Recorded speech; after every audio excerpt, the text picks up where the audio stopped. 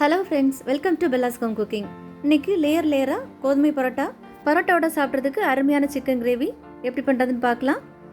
கோதுமை பரோட்டா பண்ணுறதுக்கு நான் இன்றைக்கி 1/2 கிலோ அளவு 4 கப் அளவு கோதுமை மாவு எடுத்திருக்கேன். 1/2 டீஸ்பூனோட கொஞ்சம் கூடுதலாக உப்பெல்லாம் கலக்கும்படி நல்லா கலந்து விட்டுக்கோங்க. கொஞ்சம் கொஞ்சமாக தண்ணி சேர்த்து நல்லா சாஃப்டாக பிசைஞ்சு எடுத்துக்கோங்க. பிசைஞ்சு எடுத்ததுக்கப்புறமா இந்த ஸ்டேஜில் 1 அல்லது 2 டேபிள் ஸ்பூன் எண்ணெய், முதல்ல 1 டேபிள் ஸ்பூன் எண்ணெய் 7லேருந்து 8 நிமிஷம் வரைக்கும் நல்லா பிசைஞ்சு எடுத்துக்கோங்க. இந்த மாதிரி மாவை மடித்து நல்லா பிசைஞ்சு எடுத்துக்கணும். திரும்ப 1 டேபிள் ஸ்பூன் அளவு எண்ணெய் சேர்த்து நல்லா பிசைஞ்சு எடுத்துக்கலாம். நல்லா பிசைஞ்சு எடுத்ததுக்கப்புறமா மேலே கொஞ்சமாக எண்ணெய் தடவி மூடி வச்சிடலாம். 1லேருந்து 2 மணி நேரம் வரைக்கும் ஊறட்டும். 1.5 மணி நேரம் ஆயிருக்கு. இனி இதை திரும்ப ஒரு வாட்டி நல்லா பிசைஞ்சு எடுத்துக்கலாம். மாவு இப்போ பார்க்குறதுக்கு மைதா மாவில் ரெடி பண்ண பரோட்டா மாவு மாதிரியே இருக்குது. மாவு பசைஞ்சதுக்கப்புறமா எண்ணெய் சேர்த்து நல்லா பசைஞ்சு எடுக்கிறதால இந்த மாதிரி பதத்துக்கு வந்திருக்கு. மாவு பசையும் போது இதே மெத்தடை ஸ்டெப் பை ஸ்டெப்பாக ஃபாலோ பண்ணுங்கள். பெர்ஃபெக்டான கோதுமை மாவு பரோட்டா கிடைக்கும். மாவை சின்ன சின்ன உருண்டைகளை உருட்டி எடுத்துடலாம். இந்த மாதிரி சின்ன சின்ன உருண்டைகளை உருட்டி எடுத்துக்கோங்க. எல்லாமே ரெடி பண்ணதுக்கப்புறமா 2 டேபிள் ஸ்பூன் அளவு எண்ணெய் சேர்த்து 1/2 மணி நேரம் திரும்ப ஊற வச்சிடலாம். மூடி வச்சு ஊற வச்சுருங்க. 1/2 மணி நேரம் ஆயிருக்கு. கோதுமை மாவு பரோட்டாவுக்கு மாவு விரித்து எடுக்கும்போது கொஞ்சமாக மாவு தூவிக்கோங்க. அப்போ தான் ஒட்டாமல் கரெக்டாக வரும். உங்களால் எவ்வளோ முடியுமோ அந்த அளவுக்கு நல்லா மெலிசாக விரித்து எடுத்துக்கோங்க. மேலே நெய் அல்லது எண்ணெய் அல்லது வெண்ணெய் 3லேயுமே நெய் தான் எனக்கு பெர்ஃபெக்டாக வந்தது.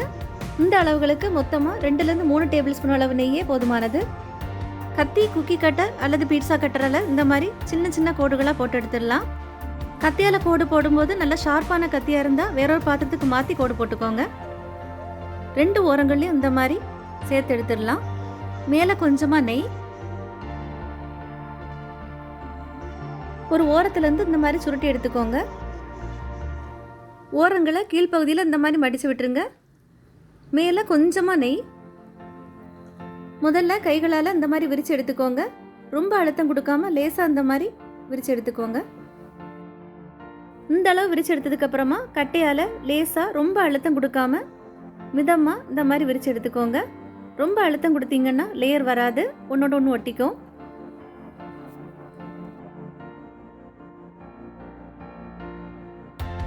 ரொம்ப தடிசாகவும் இருக்கக்கூடாது, ரொம்ப மெலிசாகவும் இருக்கக்கூடாது. இந்த மாதிரி இருக்கணும். ரொம்ப தடிசாக இருந்ததுன்னா வேகாது, ரொம்ப மெலிசாக இருந்ததுன்னா பிஞ்சு போயிடும்.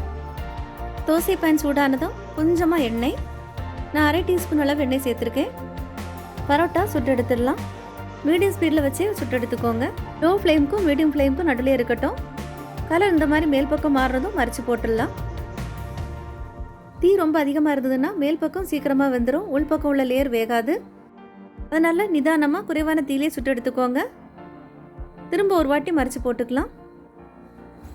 வேகலைன்னா திரும்ப ஒரு வாட்டி மறைச்சி போட்டு எடுத்துக்கலாம். கோதுமை பரோட்டா ரெடி ஆகிடுச்சு, எடுத்துடலாம். 3 அல்லது 4 பரோட்டா செஞ்சதுக்கப்புறமா ஓரங்களில் இந்த மாதிரி தட்டி எடுத்துக்கோங்க. மைதா மாவு பரோட்டா தட்டுறது மாதிரி ரொம்ப அழுத்தம் கொடுத்து தட்டக்கூடாது. லேசாக அந்த மாதிரி தட்டினா போதும். ரொம்ப தட்டினா உடஞ்சி போயிடும். நம்மளோட கோதுமை பரோட்டா லேயராக சாஃப்டாக ரொம்ப டேஸ்ட்டாக தயாராகிருக்கு. பரோட்டாவோட சாப்பிட்றதுக்கு ரொம்ப டேஸ்ட்டாக ரொம்ப சூப்பராக ஒரு சிக்கன் கறி ரெடி பண்ணிடலாம்.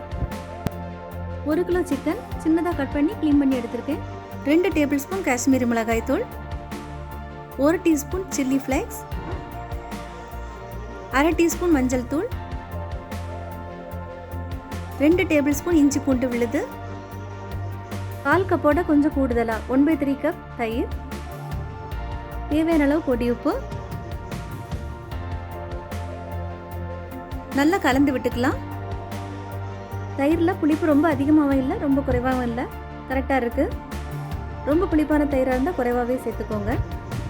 நான் கலருக்காக காஷ்மீரி மிளகாய் தூள் சேர்த்துருக்கேன். சாதாரண மிளகாய் தூளாக இருந்தால் குறைவாக சேர்த்துக்கோங்க. சிக்கன் மூடி வச்சு 1/2 மணி நேரம் ஊறட்டும். இதுக்கு ஒரு மசாலா ரெடி பண்ணிடலாம். 2 டேபிள் ஸ்பூன் அளவு மல்லி மிதமான தீயில் 1/2 நிமிஷத்துலேருந்து 1 நிமிஷம் வறுத்து எடுத்துக்கோங்க. தீ ரொம்ப குறைவாக வச்சுட்டு மற்ற பொருட்கள் சேர்த்துக்கலாம். 1 டீஸ்பூன் மிளகு, 2-3 பீஸ் பட்டை, 4 ஏலக்காய், 3 கிராம்பு, பாதி ஜாவித்திரி, ஒரு நட்சத்திர சோம்பு, 1 டீஸ்பூன் சோம்பு, அரை டீஸ்பூன் ஜீரகம், ஒரு பிரியாணி இலை. ரொம்ப குறைவான தீயில அரை நிமிஷம் வறுத்ததுக்கு அப்புறமா வேறொரு பாத்திரத்துக்கு மாற்றி ஆற வச்சிடலாம். ஆறுனது ஒரு ஜாருக்கு மாற்றி நல்லா பவுடர் பண்ணிட்டு வந்துடலாம். மசாலா பவுடர் பண்ணியாச்சு. அதே பேனில் 1லேருந்து 1.5 டேபிள் ஸ்பூன் அளவு எண்ணெய். எண்ணெய் சூடானதும் 3 பெரிய வெங்காயம் நீளமாக நறுக்குனது கப் அளவில் 2 கப் இருக்கு. 10-12 முந்திரி பருப்பு நல்லா வதக்கி விட்டுடலாம். வெங்காயம் வதங்க 1/4 டீஸ்பூன் அளவு உப்பு. நல்லா வதங்கி வரணும். மீடியம் ஸ்பீடில் வச்சு நல்லா வதக்கி எடுத்துக்கோங்க. ஒரேடியாக வதக்கிட்டாமல் அப்பப்போ விட்டு கலந்து எடுத்துக்கோங்க. அப்போ தான் வெங்காயம் இந்த மாதிரி பொரிஞ்சு வரும். தீ ஆஃப் பண்ணி ஆற வச்சிடலாம். நல்லா ஆறுனதுக்கப்புறமா ஒரு மிக்ஸி ஜாருக்கு மாற்றி இதோடவே ஒரு தக்காளி 3/4 கப் அளவு இருக்குது சேர்த்து நல்லா விழுது அரைச்சிட்டு வந்துடலாம். இந்த மாதிரி விழுது அரைச்சி எடுத்துக்கோங்க. நான் சிக்கன் கறி குக்கரில் பண்ண போகிறேன். 3லேருந்து 4 டேபிள் ஸ்பூன் அளவு எண்ணெய். எண்ணெய் சூடானதும் 1 பீஸ் பட்டை, 1 பிரிஞ்சி இலை, 3 பச்சை மிளகாய் லேசாக கீரி சேர்த்துக்கோங்க, இல்லைனா வெடிக்கும். ஒரு வாட்டி லேசாக கலந்து விட்டதுக்கப்புறமா தக்காளி வெங்காயம் அரைச்ச விழுதை சேர்த்துடலாம். ரொம்ப குறைவான தீயில 2 நிமிஷம் நல்லா வதக்கி விட்டுக்கலாம். முந்திரி பருப்பு சேர்த்துருக்கிறதால சீக்கிரமாக அடி பிடிக்கும். அதனால் கவனமாக கலந்து விட்டுக்கோங்க. நம்ம பவுடர் பண்ணி வச்சுருந்த மசாலா சேர்த்துடலாம். ஃப்ரெஷ்ஷாக பவுடர் பண்ண மசாலா நல்ல வாசனையாக இருக்குது. திரும்ப 1 நிமிஷம் நல்லா கலந்து விட்டுக்கலாம். சிக்கன் அரை மணி நேரம் நல்லா ஊறி இருக்கு. சிக்கனை இதில் சேர்த்துடலாம். சிக்கன் சேர்த்ததுக்கப்புறமா 3-4 நிமிஷம் நல்லா கலந்து விட்டுக்கலாம். நல்லா கலந்ததுக்கப்புறமா ஜார் அலசி தேவையான அளவு தண்ணி உங்களுக்கு எவ்வளோ தேவையோ அவ்வளோத்துக்கு சேர்த்துக்கோங்க. சிக்கன் ஊற வைக்கும் போது ஏற்கனவே உப்பு சேர்த்துருக்கோம். உப்பு தேவைப்பட்டால் திரும்ப சேர்த்துக்கோங்க. குழம்பு லேசாக கொதிக்க ஆரம்பிச்சதும் மூடி வச்சு மீடியம் ஸ்பீடில் 2 விசில் வேக வச்சு எடுத்துடலாம். 2 விசில் வந்திருக்கு. ப்ரெஷர் அடங்கணும், திறந்து எடுத்துடலாம். நம்மளோட சிக்கன் கறி எண்ணெய்லாம் திரிஞ்சு வந்திருக்கு.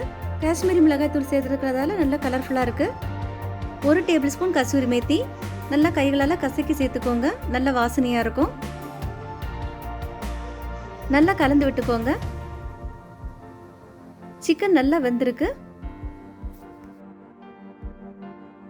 கடைசியாக கொஞ்சம் ஃப்ரெஷ்ஷான மல்லி இலை. இந்த சிக்கன் குழம்பு பரோட்டாவோட மட்டும் இல்லை, சாதம், சப்பாத்தி, இட்லி, தோசை, இடியாப்பம், பூரியோட சாப்பிட்றதுக்கு ரொம்ப ரொம்ப நல்லாயிருக்கும். நீங்களும் ட்ரை பண்ணி பாருங்கள். கோதுமை மாவு பரோட்டா, சிக்கன் கறி ரொம்ப ரொம்ப சூப்பராக வந்திருக்கு. கோதுமை மாவு பரோட்டா ரொம்ப ரொம்ப பர்ஃபெக்டாக லேயராக வந்திருக்கு. சிக்கனோட சாப்பிட்றதுக்கு ரொம்ப ரொம்ப டேஸ்ட்டாக இருக்குது. நீங்களும் ட்ரை பண்ணி பார்த்து எப்படி இருந்துன்னு கமெண்ட்டில் சொல்லுங்கள். உங்களுக்கு இந்த வீடியோ பிடிச்சிருந்தா லைக் பண்ணுங்கள், ஷேர் பண்ணுங்கள். பெல்லாஸ் ஹோம் குக்கிங் சேனலுக்கு சப்ஸ்கிரைப் பண்ணுங்கள். தேங்க்யூ.